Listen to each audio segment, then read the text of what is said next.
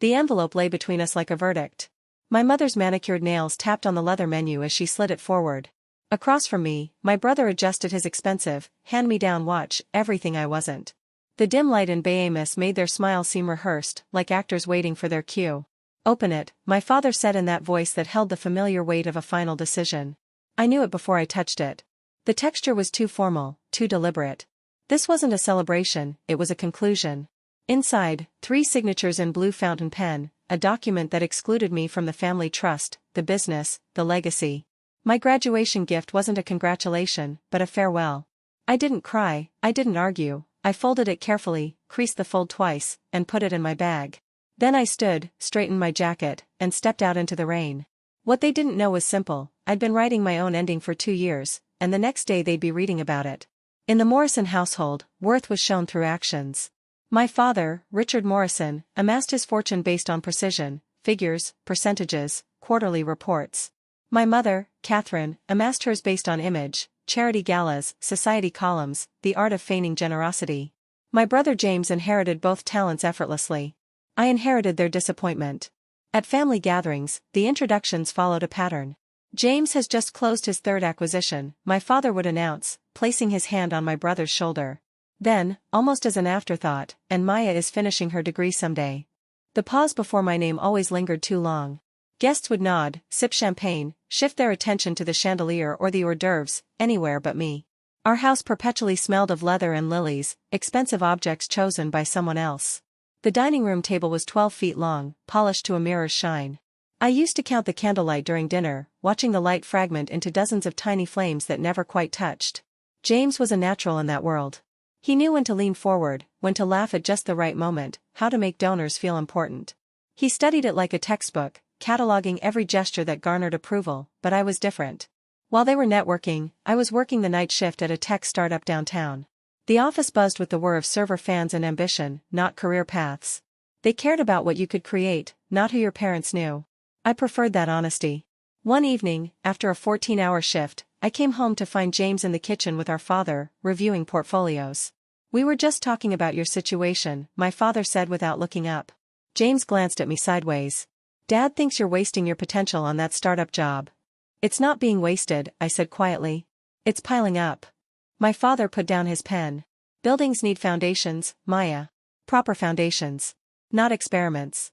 I wanted to tell them about the AI system I'd been developing, how it was already cutting operating costs by 18% for our beta clients, but their attention had already drifted back to James's reports. That night I stopped explaining. Instead, I started documenting. There were times when I thought things might change, like when the Meat Innovation Lab published a paper on my machine learning project. I forwarded it and waited by the phone.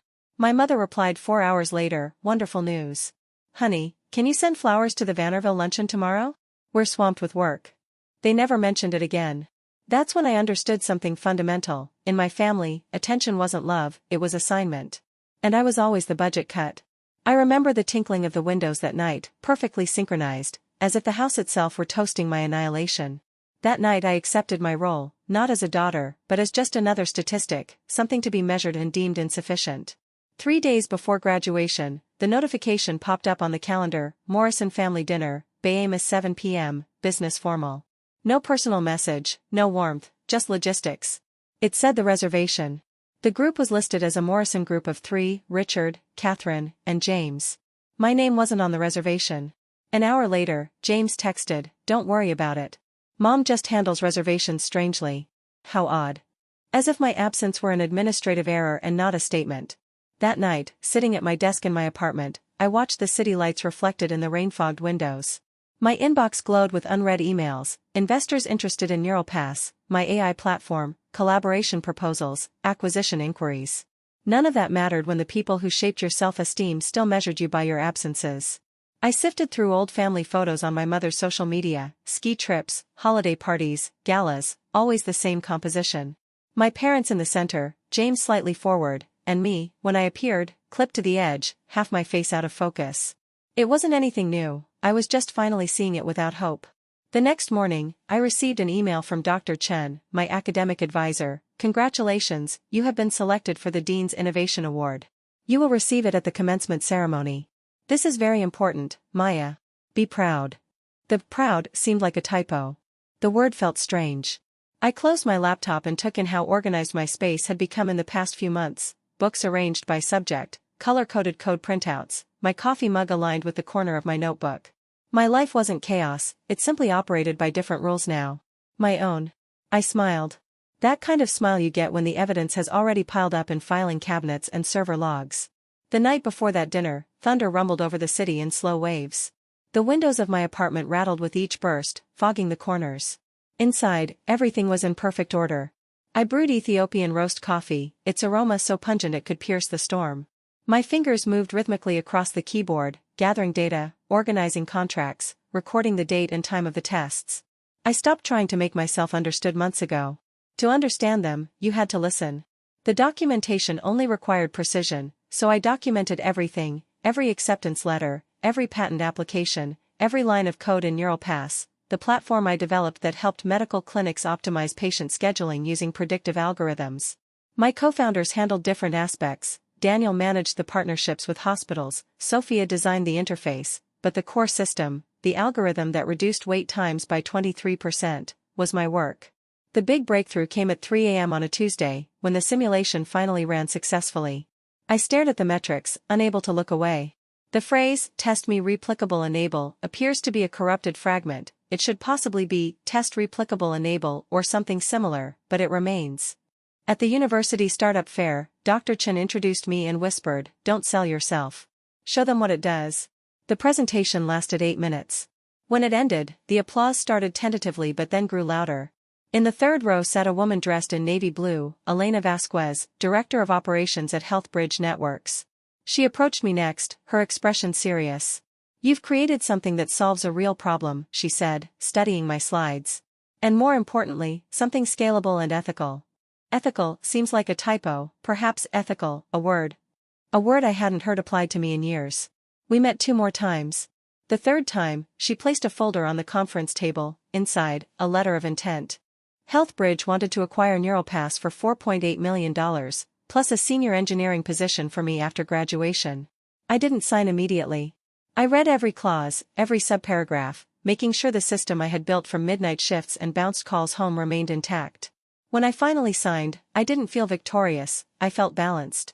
From that moment on, I created archives, encrypted, time-stamped digital backups of every document, transaction logs, license agreements, wire transfer confirmations, that kind of documentary trace that doesn't tell stories, but rather brings them to a close.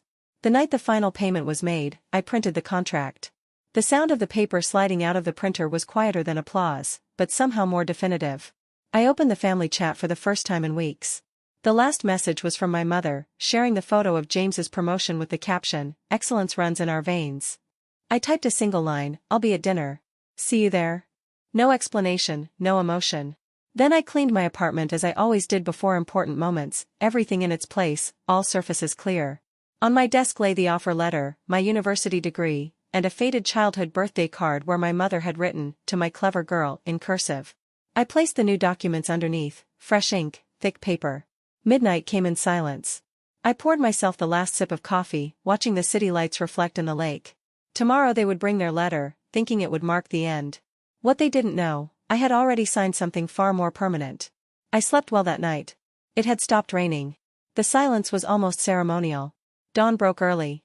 The first rays of sunlight illuminated the edge of the desk, glimmering on the silver clip that held my contracts.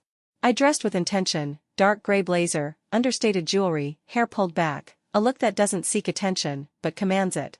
Before leaving, I placed my coffee mug exactly an inch from the edge of the laptop. There was order. Proof. The streets outside were still wet. Reflections stretched to infinity. My reflection in a passing window stared back at me, calm, serene, recognizable. Upon arriving in Bahamas, I paused in front of the glass doors.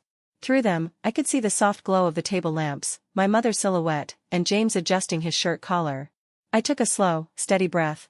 They thought tonight would be the end. They had no idea the report had already been written, signed, and filed. I wasn't heading toward its end, I was heading toward the documentation. The hostess perked up at the sight of me. "Morrison's party." "Yes," I said, "they're just expecting me." Inside, the air smelled of barbecue and inherited wealth. My family occupied a table in the corner under ambient lighting designed to make everyone look successful. My mother waved as if it were a reunion. James glanced up from his phone, but quickly looked back down. Maya, darling, my mother said in that warm, practiced voice. We have something important to discuss. A waiter appeared and placed an envelope next to my glass of water. My father cleared his throat. It's time for all of us to move on, he said. Independently. My mother's smile remained. This is from all of us. James's expression was unreadable. I opened it slowly. The paper was thick and formal, it had legal letterhead at the top. We, the undersigned, hereby formally dissolve all financial and familial obligations related to Maya Elizabeth Morrison. 3 signatures at the bottom, scribbles, practiced strokes. My graduation gift. They expected tears, maybe an argument, maybe some emotional breakdown to justify their decision. But I had already lived through the real moment. This was just paperwork. I folded it once, twice, and then placed it next to my napkin. Thank you, I said calmly. James blinked. Are you thanking us? I finally met his gaze. Yes. The air grew heavier. My father shifted. My mother's hand stopped halfway to her wine glass. Maya, my mother began cautiously. You don't need to do this. But I was already opening my bag. I pulled out a heavy, matte black, professional folder. I placed it on the table and opened it toward them. Inside, the acquisition announcement, Health Bridge Network's letterhead. Below, my title, Senior Head of Engineering, Neural Pass Integration. Silence. James leaned forward, reading faster. This is yours. Yes. My father frowned, the expression he used for unexpected losses. Bless it. I built it, I said quietly, then sold it. The deal closed 6 days ago. My mother's composure cracked slightly. We didn't. You didn't tell us. I know, I said. For the first time in my memory, my mother had nothing to say. James still had the phone in his hand, but his attention was entirely on the papers. My father reached for his whiskey, but his grip faltered enough that the glass clinked against the table. I stood. Can you keep that letter? I said, sliding his document back onto the tablecloth. I already have mine. The symmetry was perfect. As I walked toward the exit, I heard James whisper something, perhaps disbelief, perhaps something else, but I didn't turn around. The piano near the bar filled the empty space they'd left. I paused in the doorway, one hand on the frame. In the reflection of the glass doors, I saw them still seated, surrounded by the world they'd built, gleaming, polished, empty. Outside, the air was colder than expected. It smelled of rain and liberation. I checked my phone, new messages from Healthbridge, press notifications about the acquisition, LinkedIn friend requests from people I didn't know at all. Proof, all dated and time-stamped. They'd given me their silence years ago. Tonight, I returned it refined. The walk home felt longer than it was. The city throbbed around me, car horns, distant music, the metallic screech of a train pulling into the station. By the time I reached my apartment, dawn was just breaking in the sky. A dim light filtered through the blinds, tracing a serene geometry on the floor. I placed her envelope on the counter next to my framed diploma. Her letter seemed smaller now, dwarfed by the Healthbridge contract. 2 documents, 2 versions of my name, one erased, the other untouchable. I slowly brewed the coffee. The ritual calmed me. The mug clicked softly against the table, a sound that had become my heartbeat, measured, controlled, mine.